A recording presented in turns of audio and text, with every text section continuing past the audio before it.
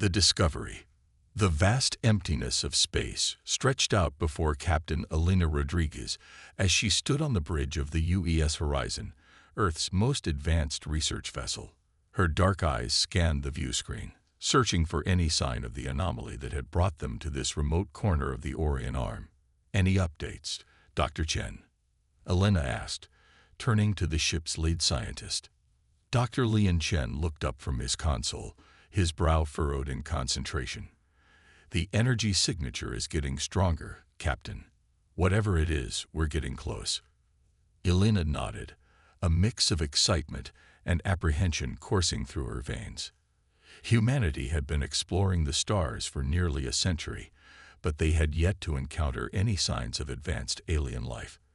This mysterious signal could change everything. "All hands, prepare for deceleration," Elena announced over the ship's comm system. "We're approaching the source of the anomaly." As the horizon slowed its approach, a massive structure came into view. It was unlike anything they had ever seen, a sprawling geometric shape that seemed to shimmer and shift as they watched. "My God," Dr. Chen whispered, his eyes wide with wonder. It's some kind of space station. But the technology, it's far beyond anything we've ever encountered." Helena steeled herself, making a decision that would alter the course of human history. "Prepare a boarding party. We're going in." Hours later, Elena led a small team through the alien structure's cavernous halls. The interior was a maze of gleaming metal and pulsing energy conduits, bathed in an eerie blue light. As they ventured deeper, they came across what appeared to be a central control room. "Dr. Chen, see if you can make sense of these consoles," Elena ordered, her hand resting on her sidearm as she scanned the room for any signs of life. As Chen worked, a holographic display suddenly flickered to life, filling the chamber with swirling images and alien script. Elena watched in awe as the symbols began to shift, transforming into recognizable Earth languages. "It's adapting to us," Chen said, his voice filled with wonder. "This technology is incredible. It's like nothing we've ever seen." Suddenly, the hologram coalesced into a humanoid figure, tall, slender, with elongated features that were just alien enough to be unsettling. "Greetings, children of Earth," the figure spoke, its voice resonating through their minds rather than their ears. "We are the progenitors, and we have waited eons for a species worthy of our legacy." Elena stepped forward, her heart pounding. "I am Captain Elena Rodriguez of the United Earth Alliance. Who are you? And what is this place?" The hologram's expression seemed to soften. "We were once the guardians of this galaxy, young one. But our time has passed, and we now seek inheritors for the knowledge and responsibility we leave behind." Over the next few hours, the progenitor hologram shared a history that left Elena and her team reeling. The progenitors had once been a mighty civilization that spanned the galaxy, but they had foreseen their own extinction. Rather than allow their knowledge to be lost, they had created outposts like this one, waiting for species with the potential to become the next guardians of the galaxy. "But why us?" Elena asked, struggling to comprehend the magnitude of what they were being offered. "Surely there are other, more advanced species out there." The hologram's expression turned grave. "There are older races, yes, but they have grown complacent, stagnant. Humanity's drive, your insatiable curiosity and determination, these are the qualities we sought. You have the potential to become something extraordinary." As the hologram spoke, Dr. Chen worked feverishly at the alien consoles, downloading as much data as he could. "Captain," he called out, his voice tight with excitement, "the amount of scientific knowledge here, it's staggering. Faster than light travel, energy manipulation on a cosmic scale, even the ability to reshape matter at will." Elena felt a weight settling on her shoulders. This discovery would change everything, not just for humanity, but for the entire galaxy. "What's the catch?" she asked the hologram, knowing there had to be more to this gift. The progenitor's image flickered slightly. "The galaxy is not always a kind place, young one. Our knowledge comes with great power, but also great responsibility. There are those who would seek to destroy you, rather than allow a new power to rise. Elena nodded, understanding the implicit warning. So we need to be prepared to defend ourselves. Indeed, the hologram confirmed. But more than that, you must be prepared to defend those who cannot defend themselves. This is the duty we pass on to you. As Elena and her team prepared to leave the outpost, the progenitor left them with one final message. Remember, children of Earth, with great power comes great responsibility. Use our gifts wisely, and you may yet bring a new era of peace to the galaxy. The journey back to Earth was tense, filled with excited discussions about the potential applications of their newfound knowledge. Elena knew that once they shared their discovery, nothing would ever be the same. Upon their return, Earth's governments and scientific communities threw themselves into deciphering and implementing the progenitor technology. Progress that should have taken centuries was achieved in mere years. 5 years after the discovery, humanity had already established colonies on Mars and Venus, terraforming the planets with ease. 10 years in, they had spread throughout the solar system, harnessing the power of the gas giants and reshaping asteroids into habitable space stations. But it was in the field of military technology that the most striking advancements were made. The United Earth Defense Force, formed to protect humanity's expanding territory, began construction on a fleet of ships unlike anything the galaxy had ever seen. Admiral Jonathan Hayes stood in the observation deck of the new Mars shipyards, watching as the latest dreadnought took shape. At over 5 kilometers long, the UES Defiant was a marvel of engineering, bristling with weapons that could reduce a planet to molten slag. Impressive, isn't it? A voice came from behind him. Hayes turned to see Dr. Evelyn Patel, one of the lead scientists in charge of implementing progenitor tech. Hayes nodded, his weathered face creased with a mixture of pride and concern. Sometimes I wonder if we're moving too fast, Evelyn. In just 15 years, we've gone from a single planet to this. He gestured at the massive ship outside. Evelyn's expression turned serious. We don't have a choice, Jonathan. The progenitors warned us that the galaxy can be a dangerous place. We need to be ready. As if on cue, an aide rushed into the room, his face pale. Admiral, Doctor, we're receiving a priority transmission from the Arcturus outpost. You need to see this. They hurried to the command center, where a holographic display showed a sector of space near one of humanity's farthest colonies. A swarm of unknown ships was rapidly approaching the human-controlled system. First contact. Hayes breathed, a chill running down his spine. And they don't look friendly. The unknown ships opened fire on the Arcturus outpost without warning or attempt at communication. The small defensive fleet stationed there was quickly overwhelmed. Get me Earth Command now. Hayes barked, his military training kicking in. And send word to all shipyards, full production, around the clock. We're going to need every ship we can muster. As the transmission went out, Hayes turned to Evelyn, his eyes hard. Looks like we built this fleet just in time, Doctor. God help us all. The next few months were a blur of activity as humanity prepared for war.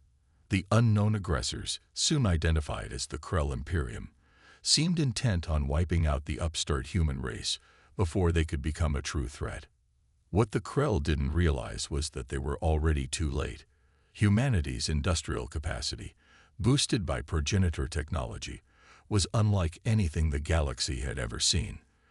For every ship the Krell destroyed, humans built 10 more. 1 year after the initial attack, Admiral Hayes stood on the bridge of the UES Defiant, leading a fleet of over 10,000 ships to retake Arcturus. As they dropped out of FTL, the Krell fleet came into view, and for the first time, Hayes saw fear in the alien tactics. All ships, engage at will, Hayes ordered, his voice calm despite the chaos unfolding around him. Let's show these bastards what humanity can do. The battle that followed would go down in history as the turning point of the war. Human ships, faster and more maneuverable than anything the Krell had ever faced, danced through the enemy formation. Weapons powered by the fundamental forces of the universe tore through Krell shields like they were tissue paper. As the last Krell ship fell silent, a cheer went up throughout the human fleet. They had done it. They had defeated a foe that, just years ago, would have been unthinkably advanced. But even as they celebrated, Hayes knew this was just the beginning. The galaxy now knew of humanity's existence and of the power they wielded. Some would seek alliance, others would see them as a threat to be eliminated. "Send word to Earth," Hayes ordered as the fleet regrouped. Tell them that the galaxy now knows our name, and that humanity stands ready to face whatever comes next." As the message was relayed, Hayes looked out at the starfield before him, wondering what new challenges and discoveries awaited them in the vast expanse of space. One thing was certain: humanity's journey among the stars had only just begun. Rising tensions. The Grand Chamber of the Galactic Council buzzed with nervous energy as representatives from 100 different species argued in a cacophony of translated voices. At the center of the storm stood Ambassador Sarah Chen, daughter of the famed Dr. Lian Chen, her calm demeanor a stark contrast to the chaos around her. "Order. We will have order," boomed Sylith, the Zaraquin elder who served as the council's current chairperson. As the chamber gradually fell silent, Sylith's compound eyes fixed on Sarah. "Ambassador Chen, the council demands an explanation for humanity's unprecedented military buildup. Our latest intelligence suggests your species now possesses over 500,000 dreadnoughts. How do you respond to accusations that Earth is preparing for galactic domination?" Sarah took a deep breath, her years of diplomatic training kicking in. "Honored representatives of the Galactic Council, humanity has no desire for domination. Our fleet exists purely for defensive purposes, to safeguard our species and our allies against threats like the Krell Imperium." A reptilian Saurian representative hissed in disagreement. "Defensive? Your kind defeated the Krell in mere months. Such power in the hands of such a young race is unprecedented and dangerous." Murmurs of agreement rippled through the chamber. Sarah steeled herself, knowing the next few moments could determine humanity's place in the galactic community. "We understand your concerns," Sarah began, her voice steady. "Humanity's rapid advancement has been unusual, but we come before you today not as conquerors, but as partners. We possess knowledge that could benefit all species, and we're prepared to share it." The chamber erupted once more, this time with a mix of excitement and suspicion. As the arguments raged, Sarah couldn't shake the feeling that some in the council had already made up their minds about humanity's intentions. Meanwhile, light years away, Admiral Jonathan Hayes stood aboard the newly commissioned UES Prometheus, flagship of humanity's home fleet. The massive ship, nearly 20 kilometers long, made the original Dreadnoughts look like tugboats in comparison. Admiral, his XO, Commander Yuki Tanaka, approached with a concerned expression. "We're picking up unusual activity along the Orion Arm border. Multiple unidentified ships dropping in and out of FTL." Hayes frowned. The Orion Arm had been quiet since the Krell were driven back. "Put it on screen." The main view screen lit up, showing a sector map dotted with blinking red indicators. Hayes' frown deepened as he studied the pattern. "They're probing our defenses," he muttered. "But who?" Before Tanaka could respond, a priority communication came through. It was Sarah Chen, her holographic form materializing on the bridge. "Admiral Hayes," she began, her usual composure slightly frayed. "The situation at the Council is deteriorating. Several species are calling for immediate action against Earth. They're framing us as a threat to galactic stability." Hayes cursed under his breath. "Ambassador, we're detecting unusual activity along our borders. It could be nothing, but..." Sarah's expression hardened. "It's not nothing, Admiral. I've just received word that a coalition of races, led by the Saurians, has been secretly mobilizing their fleets. They're calling themselves the Galactic Preservation Front." "Damn it," Hayes growled. "How long do we have?" Not long, Sarah replied. I'm doing everything I can to buy us time. But her image flickered as an alarm blared in the background. Admiral, they're making their move. Multiple hostile fleets just dropped out of FTL near.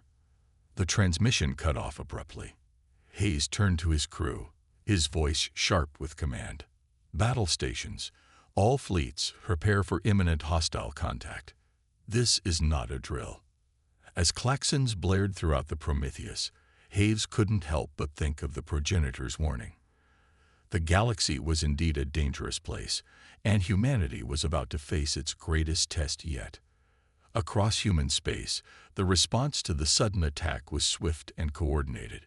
Years of preparation and drilling paid off as defense grids came online and civilian populations were quickly moved to hardened shelters.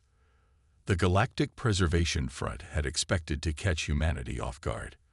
What they encountered instead was a wall of steel and energy shields that made the legendary Krell fleets look insignificant by comparison. On Earth, the United Earth government convened an emergency session. President Adama Nkrumah, a veteran of the Krell War, addressed the planet and its colonies with grim determination. Citizens of Earth and her colonies, we stand at a crossroads in human history, Nkrumah began, his deep voice resonating with billions of viewers. Once again, we face those who would see us destroyed simply for daring to reach for the stars. But we are not the same species we were when the Krell attacked. We are stronger, more united, and we possess knowledge and technology that rival the oldest races in the galaxy. As Nkrumah spoke, battles raged across the Orion Arm. Human dreadnoughts unleashed weaponry that warped the very fabric of spacetime, while smaller craft danced between enemy formations with impossible agility. We did not seek this conflict, Nkrumah continued, his eyes flashing with determination. But neither will we shrink from it. To our enemies, I say this: you have gravely miscalculated. Humanity will not bow, will not break, and we will not rest until peace is restored. The speech galvanized humanity, erasing any lingering doubts about the necessity of their military buildup. Across Earth and her colonies, citizens rallied to support the war effort, with shipyards working around the clock to replace losses and expand the fleet even further. Back in the council chambers, Sarah Chen fought a different kind of battle. As reports of the conflict flooded in, she worked tirelessly to sway neutral races to humanity's cause. Can't you see? She pleaded with a gathering of undecided representatives. The front's actions prove everything we've been saying. They attacked us simply for possessing the capability to defend ourselves. How long before they turn on you for the same reason? Slowly but surely, Sarah's arguments began to gain traction. Several races, including the technologically advanced Quarren and the enigmatic Ilushi, pledged their support to humanity. As the conflict spread, it became clear that the front had underestimated not just humanity's military prowess, but their ability to adapt and innovate. Human scientists, building on the progenitor knowledge, developed new technologies at a pace that left their enemies reeling. One such breakthrough came in the form of the Nexus Drive, a revolutionary FTL system that allowed human ships to jump vast distances with pinpoint accuracy. This technology turned the tide of several key battles, allowing Earth forces to strike deep behind enemy lines and disrupt their supply chains. Admiral Hayes put the Nexus Drive to devastating use in the Battle of Sirius Prime, a key staging point for front forces. The Prometheus and its battle group appeared in the heart of the enemy fleet, their sudden arrival sowing chaos and confusion. All ships, engage at will, Hayes ordered, a grim smile on his face. Let's remind these aliens why you don't pick a fight with humanity. The battle that followed was short and decisive. Front ships, caught completely off guard, were torn apart by the humans' superior firepower and tactics. As the last enemy vessel fell silent, Hayes couldn't help but feel a mix of pride and sadness. Humanity had become the very thing the progenitors had sought, a force capable of reshaping the galaxy. But at what cost? As news of the victory at Sirius Prime spread, the momentum of the war shifted decisively in humanity's favor. Several races within the front, seeing the writing on the wall, began to sue for peace. In the council chambers, Sarah Chen worked tirelessly to broker a ceasefire. "We have the upper hand," she argued to President Nkrumah over a secure channel. "Now is the time to show mercy, to prove that we're better than those who sought to destroy us." Nkrumah nodded slowly, the weight of the decision evident in his eyes. "You're right, of course. Prepare the terms, Ambassador. Let's end this war before it consumes the entire galaxy." As negotiations began, humanity stood at a crossroads. They had proven themselves a force to be reckoned with, but the real challenge lay ahead. Could they use their power to forge a lasting peace, or would they succumb to the same fears and prejudices that had driven their enemies? The fate of the galaxy hung in the balance, and all eyes turned to Earth, waiting to see what this young, powerful race would do next. Diplomacy and deception. The Nexus space station, a neutral ground chosen for the peace talks, hung in the void between stars, its gleaming hull a testament to human engineering. Inside, representatives from Earth and the former Galactic Preservation Front gathered in a grand chamber, the tension palpable as centuries-old enemies face each other across the negotiation table. Ambassador Sarah Chen took her seat at the head of the human delegation, her face a mask of calm determination. Across from her sat Axarloth, the Saurian Primarch who had led the charge against humanity. His scaled face was unreadable, but Sarah could sense the mix of fear and respect in his posture. "Welcome, esteemed representatives," began the mediator, a holographic projection of a Quarren elder. "We are gathered here to forge a lasting peace between humanity and the members of the former Galactic Preservation Front. Let us begin with opening statements." As the proceedings got underway, light years away, Admiral Hayes paced the bridge of the Prometheus. Despite the ceasefire, the massive ship and its battle group remained on high alert, ready to respond to any treachery. "Admiral," Commander Tanaka approached, her voice low. "We're detecting unusual energy signatures near the edge of the system. They don't match any known ship configurations." Hayes frowned, a sense of unease settling in his gut. "Keep monitoring them, and get me a secure line to Ambassador Chen. Something doesn't feel right." Back at the Nexus station, Sarah was in the middle of outlining Earth's proposals for peaceful coexistence when her personal communicator vibrated softly. Excusing herself, she stepped into a private chamber to take the call. "Ambassador," Hayes' holographic form flickered to life. "We're picking up some strange readings out here. How are things on your end?" Sarah's brow furrowed, tense but progressing. The Saurians seemed genuine in their desire for peace, but some of the smaller factions are being difficult. "Why? What's going on?" Before Hayes could respond, alarms blared throughout the Nexus station. Sarah rushed back to the main chamber to find chaos unfolding. A group of delegates from a fringe species called the Vorkath had drawn weapons, their leader's voice booming over the commotion. "Death to the human usurpers." The Vorkath leader shrieked, "For the purity of the galaxy." Security forces moved to neutralize the threat, but Sarah knew the damage was already done. The fragile trust they had been building was shattered in an instant. As the Vorkath were subdued, Tarloff turned to Sarah, his expression a mix of shock and suspicion. "Did you know about this, human? Is this some ploy to sabotage the peace talks?" Sarah's mind raced. She knew that her response in this moment could determine the fate of the negotiations, and possibly the galaxy itself. "Primarch Axarloff," she began, her voice steady despite the chaos around them. "I assure you, Earth had no knowledge of this plot. In fact," she paused, making a split-second decision that she hoped wouldn't backfire. "In fact, we received intelligence just moments ago about unusual activity in this sector. It seems the Vorkath may not be working alone." Axarloth's eyes narrowed, but Sarah could see a glimmer of belief. It was a start. "If what you say is true," the Saurian leader hissed, "then perhaps we face a common enemy. One that would see us continue this senseless war for their own gain." Sarah nodded, seizing the opportunity. Agreed. I propose we combine our intelligence resources to uncover the full extent of this conspiracy. It's time we turned our weapons away from each other and towards those who truly threaten galactic peace. As the delegates murmured in cautious agreement, Sarah couldn't shake the feeling that they had only scratched the surface of a much larger plot. Over the next few days, human and alien intelligence services worked side by side, piecing together a disturbing picture.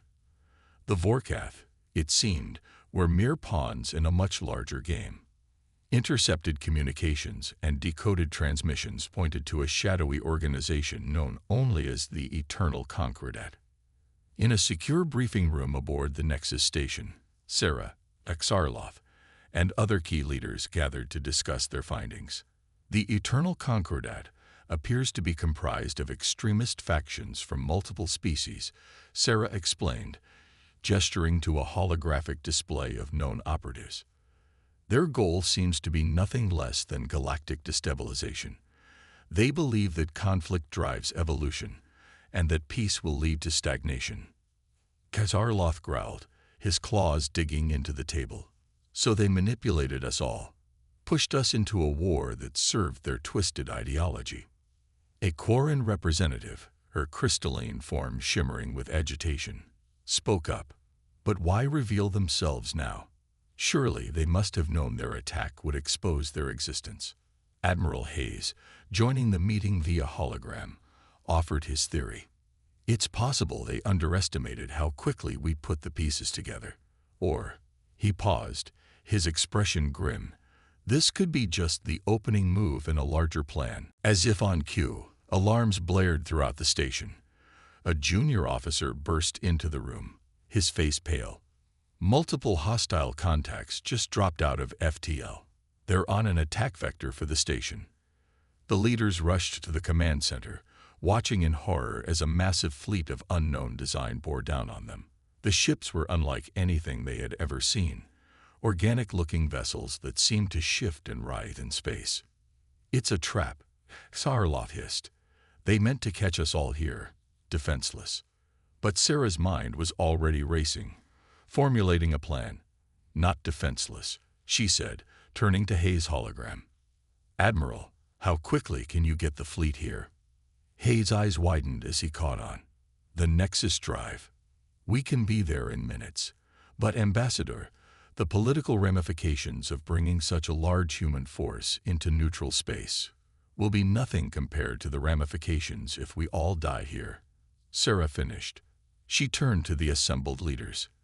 We have a chance to end this threat before it truly begins, but we must stand together. Who's with me? There was a moment of tense silence. Then Xarloth stepped forward. The Saurian fleet stands ready. Let us show these manipulators the cost of their deceit. One by one, the other leaders voiced their agreement. Sarah nodded, a fierce determination in her eyes. Admiral Hayes, bring the fleet. It's time we showed the galaxy what we can accomplish when we work together. As the combined human and alien defense forces prepared for battle, Sarah couldn't help but feel a glimmer of hope. The road ahead would be difficult, fraught with danger and uncertainty. But for the first time since humanity had stepped onto the galactic stage, they were truly not alone. The Eternal Concordat had sought to sow chaos and division. Instead, they had inadvertently forged an alliance that would reshape the very fabric of galactic society. As the first shots of the battle were fired, Sarah Chen knew that win or lose, nothing would ever be the same again. The fate of the galaxy hung in the balance, and the next few hours would determine whether the future would be one of unity and progress, or eternal conflict and despair. Battle for survival. The void around the Nexus station erupted into chaos as the Eternal Concordat fleet bore down on the assembled diplomats. Their biomechanical ships pulsed with an otherworldly energy, tendrils of living metal reaching out like cosmic predators.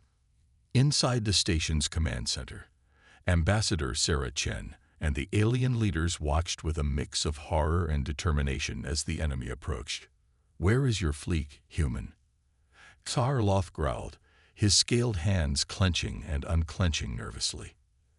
As if in answer, space itself seemed to tear open. Hundreds of human ships, led by the massive form of the UES Prometheus, burst into existence around the station. The sudden arrival of such a large force caused even the Concordat fleet to pause momentarily. Admiral Hayes' voice boomed through the command center. "This is Admiral Jonathan Hayes of the United Earth Defense Force. All Allied ships, form up and prepare to engage. Today, we fight not just for humanity, but for the future of the entire galaxy." What followed was a battle unlike any the galaxy had ever seen. Human dreadnoughts unleashed weaponry that warped the fabric of space-time, while Saurian cruisers spat lances of plasma that burned through Concordat bioarmor. Quarren ships phased in and out of reality, striking from impossible angles, while the few Vorkath ships that had remained loyal used their intimate knowledge of Concordat tactics to predict and counter their moves. On the bridge of the Prometheus, Hayes orchestrated the battle with the precision of a master conductor.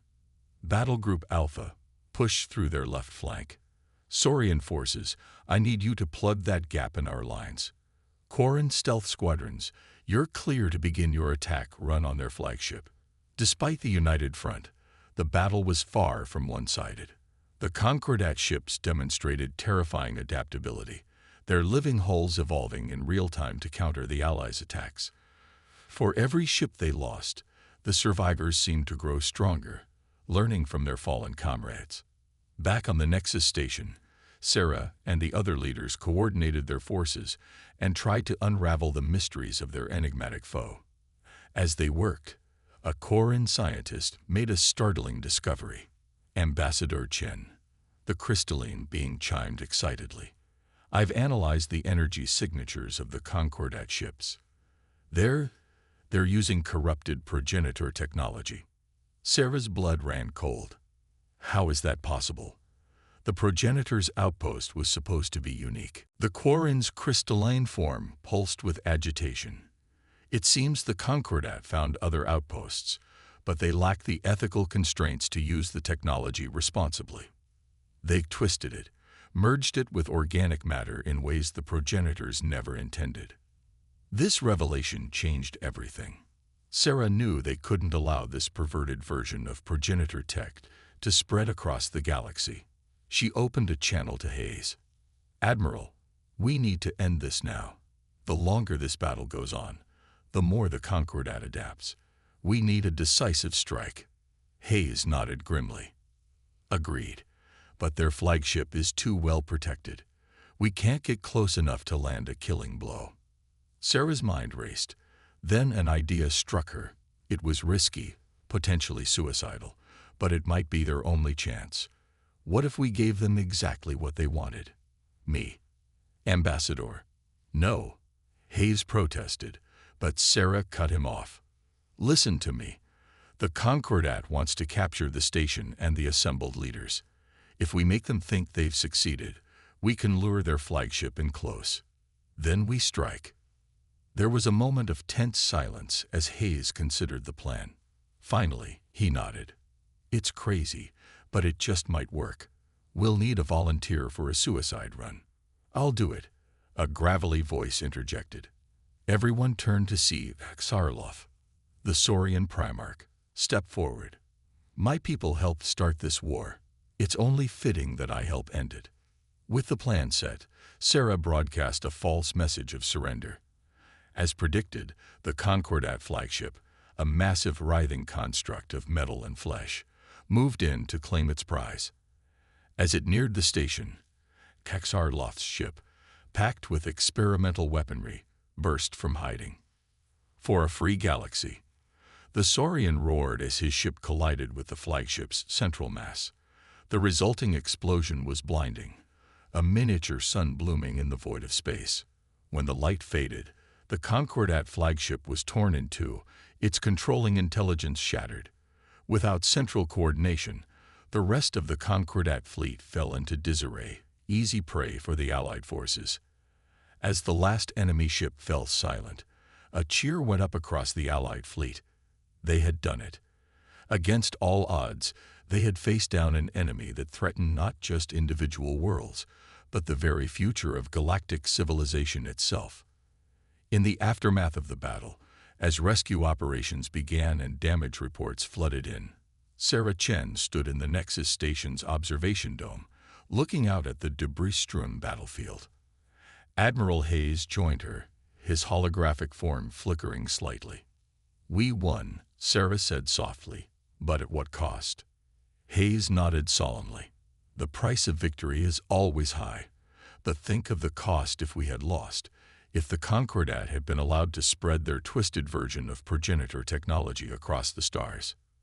Sarah turned to face him, her expression determined. "This can't happen again, Jonathan. We need to find the other progenitor outposts before someone else does, and we need to build something lasting out of this alliance we forged." Hayes smiled, a glimmer of hope in his eyes. "A galactic federation, perhaps, with Earth and our newfound allies at its heart." Sarah nodded, a small smile playing at her lips. "It won't be easy. There's still so much mistrust to overcome. But after what we've accomplished here today, I believe it's possible."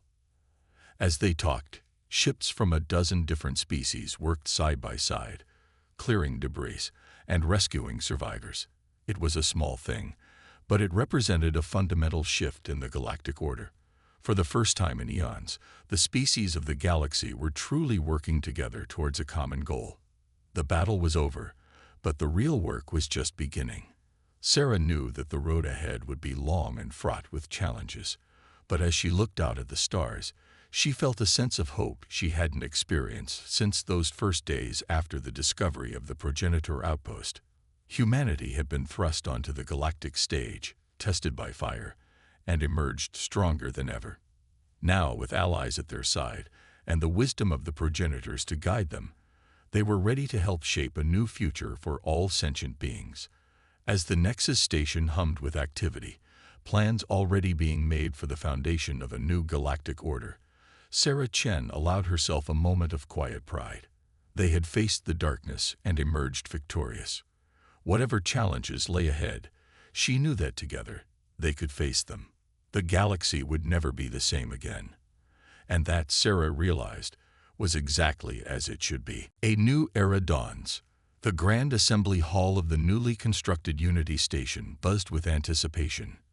Representatives from over 1,000 worlds filled the tiered seats, their diverse forms a testament to the vastness of life in the galaxy. At the center of it all stood Ambassador Sarah Chen, her expression serene despite the weight of the moment. 5 years had passed since the Battle of Nexus Station, and the galaxy had changed in ways few could have imagined. The defeat of the Eternal Concordat had opened eyes and minds across known space. Species that had been bitter enemies for millennia now worked side by side, united by the common threat they had faced and overcome together. Sarah took a deep breath, then stepped up to the podium. The hall fell silent, all eyes fixed on the human who had become a symbol of this new era of cooperation. "Esteemed representatives, friends, allies," Sarah began, her voice carrying to every corner of the vast chamber. "Today, we stand on the threshold of a new age. The Galactic Federation, once a distant dream, is now a reality." As Sarah spoke, she couldn't help but reflect on the journey that had brought them to this point. The months of negotiations, the delicate balancing of age-old rivalries and fresh alliances, the moments when it had all nearly fallen apart. But through it all, the memory of their shared victory had held them together. "We gather here not as conquerors or subjects, but as equals," Sarah continued. "Each of us bringing our unique strengths and perspectives to forge a future brighter than any of us could achieve alone." In the front row, Admiral Hayes, now Fleet Admiral Hayes, nodded approvingly. Next to him sat Syleth, the Zarquin elder who had once viewed humanity with such suspicion. The two had become unlikely friends, a living symbol of the bridges being built between species. "But our work is far from over." Sarah's tone grew more serious. "Even as we celebrate this milestone, we must remain vigilant. The threat of the Eternal Concordat may have been neutralized, but their ideology of conflict and chaos lies on in shadowy corners of our galaxy. A murmur ran through the crowd. Everyone knew the truth of her words. Despite their best efforts, remnants of the Concordat had escaped, taking with them scraps of corrupted progenitor technology. Intelligence reports suggested they were regrouping in the uncharted regions beyond the galactic rim. This is why the Progenitor Reclamation Initiative is so crucial, Sarah explained. As we speak, joint expedition teams are scouring the galaxy for more progenitor outposts. Our goal is not to hoard this knowledge, but to ensure it is used for the benefit of all, under the guidance and oversight of the Federation. In the years since the battle, the combined scientific minds of a dozen species had made incredible strides in understanding and implementing progenitor technology.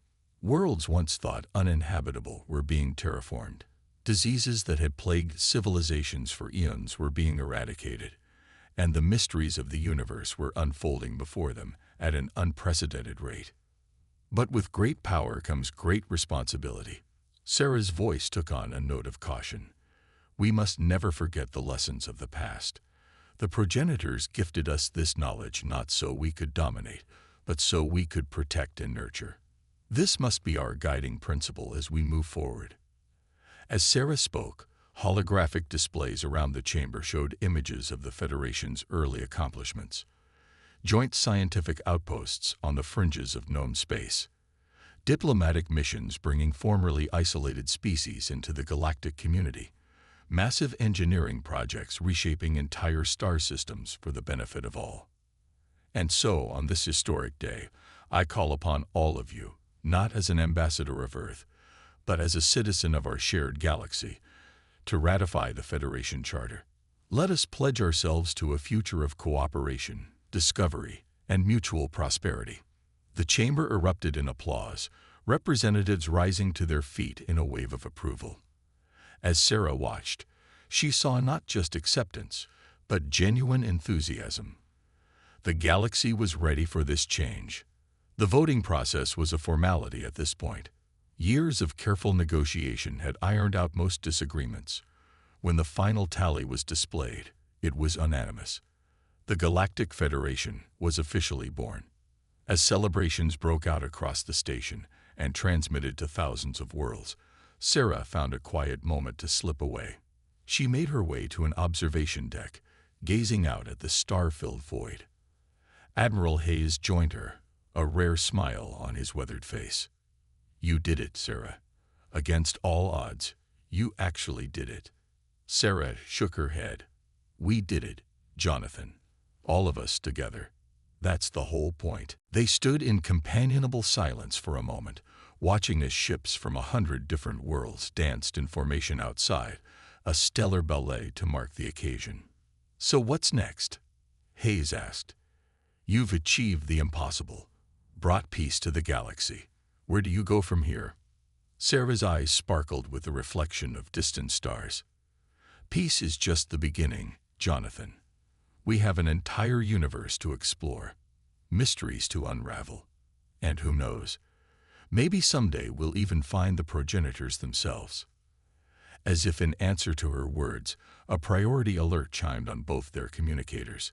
It was from one of the progenitor reclamation teams, operating in a distant sector of the galaxy. The message was brief, but its implications were staggering. Anomaly detected. Possible live progenitor stasis pod. Requesting immediate Federation oversight. Sarah and Hayes shared a look of amazement. Just when they thought they had entered a new chapter, the galaxy had thrown them another twist. Well, Sarah said, a mix of excitement and apprehension in her voice, it seems the adventure is far from over. As they hurried to respond to this new development, Sarah felt a profound sense of gratitude. Humanity had come so far, faced so many challenges, and emerged stronger for it. Whatever the future held, be it the return of the progenitors, new threats from beyond the galactic rim, or wonders yet unimagined, they would face it together as part of a united galaxy. The dawn of the Federation was just the beginning. The greatest chapters of galactic history were yet to be written.